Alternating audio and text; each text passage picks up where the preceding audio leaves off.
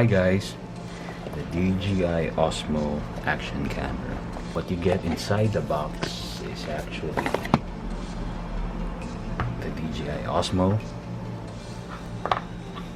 a flat mount, a curve mount, battery with case, and something that I haven't opened yet, a USB cable, and a lock key. Also has a bunch of paper manuals and warranty information. It is the same form factor as a GoPro. Mas mababa lang siyang konti. It's a tad smaller in height, a bit wider. It's a bit deeper as well. In front, you have the LCD screen, a removable lens. This is the front grille. This is the area that actually gets hot when you're using it.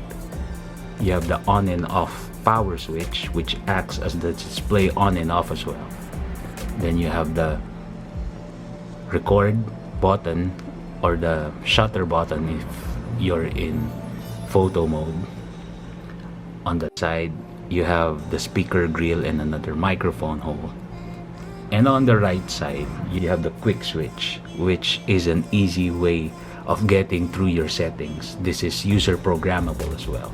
Then you have the SD card slot under the SD door.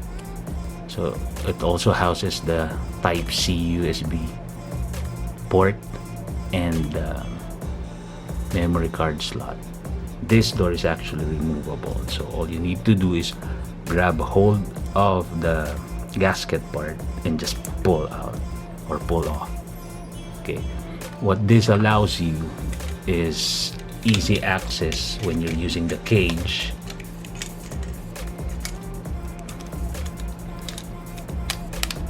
To be able to plug in the USB-C so you could use external power when you're shooting. So it's a very nifty feature. So at the bottom, this is the battery door or the battery latch. As you can see, you need to release both latches to release the battery. It's spring loaded, so tatalsik siya palabas, pero hindi naman talsik talaga. This is a replacement battery lang. I have the original charging in the box. So wala siyang door pag inalis mo yung battery because the battery acts as the gasket seal for the camera. So in terms of video resolution, it shoots from 720p all the way up to 4K. So in 4K, it has options to shoot in 60 frames per second all the way down to 24. In full HD, you have options from 24 FPS all the way up to a very smooth 240 FPS. Okay, now take note that rock steady or the stabilization option is not available all throughout the whole FPS range. So if it's available, it turns blue, so always turn it on if it's available. So right now I'm set at 1080p 60 fps. Rocksteady is on.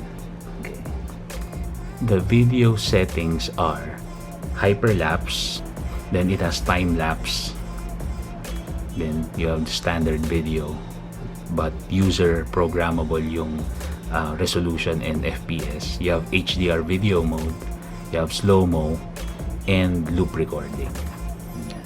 So let's put it on video.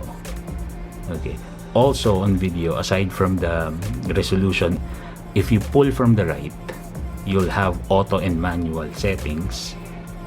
Then you also have yung advanced settings for white balance, for color.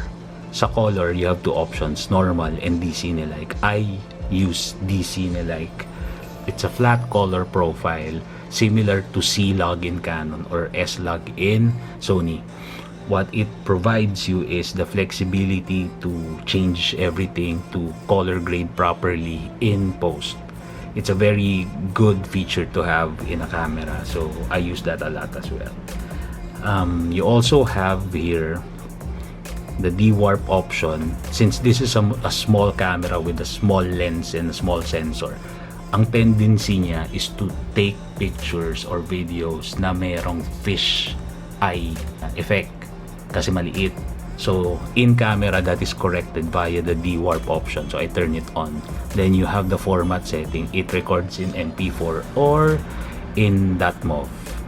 This camera actually has very great image quality. Some of the reviews say na over-sharpened yung image. I would rather take an over-sharpened image than very soft images, lalo na sa gitna. So mas madali naman i-correct sa post yon kesa soft to start with. Also, it has great stabilization via Rocksteady. So if it's available in the FPS that you're shooting at, use it. Then it has great audio. For an action camera, the audio is good enough. So why did I get this camera over the GoPro or the GoPro options? One main feature that I saw, which I liked about the Osmo Action, was the front-facing LCD screen. So that is one main advantage and actually the selling point why I got the Osmo Action Camera. Also, it fulfilled my requirement of having a reliable outdoor camera, which with the risks I take with my shots, that's why I opted for an action camera with a very sharp image. So it provided me with that confidence in doing my outdoor shots. So what are the things that I didn't like about the Osmo camera? First, there is a quirk. I'm not sure kung sa unit ko lang or sa software talaga. When you switch to the front, you just double tap and you're on. When you switch back, you're supposed to just double tap and ganyan. There are times na, especially when I'm outdoors, I have to keep pressing just to get back. Buti na lang, there's an option to simply long press on the QS switch and it goes back. Kasi otherwise, medyo frustrating talaga, especially pag naka-mount na yung camera. You can actually go through the settings and activate voice commands. Mas madali naman just say, I'll show you. Switch screen. See? Switch screen. Problema syempre outdoors, pag maingay, hindi ka rin maririnig ng camera. So yun lang, yun yung una. Medyo quirky lang sa akin yung going back to the main screen. Kasi hindi touch screen yung nasa harap eh. So you really need to get back to the main screen to access your settings. The second thing I didn't like with the camera, pero I think the problem is just a one-time problem, was I got a macro lens, a third-party macro lens for the camera. The lens is so difficult to remove in a brand new camera, as in sobrang hirap talaga. I had to wrap this with rubber bands and really place so much force on it, so much torque just to get it moving.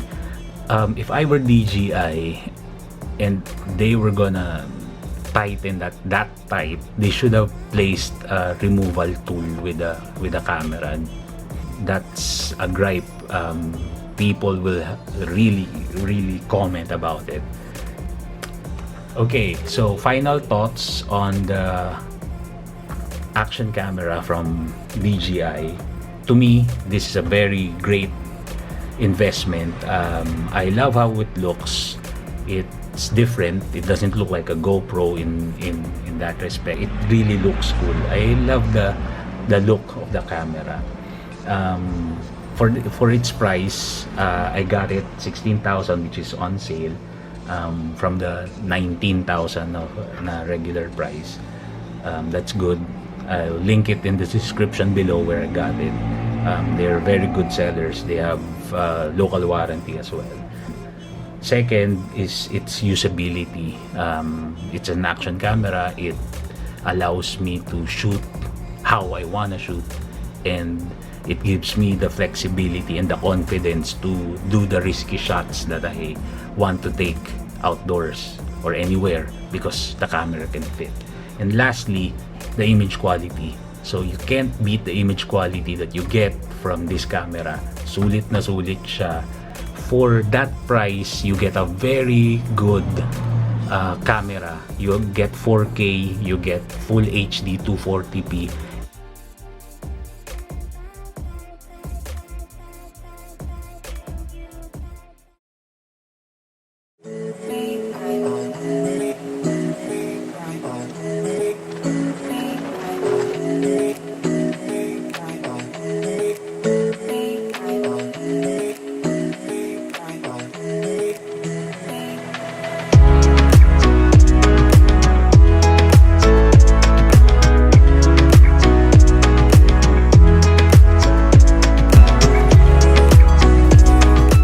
So that is the review of the Osmo Action Camera.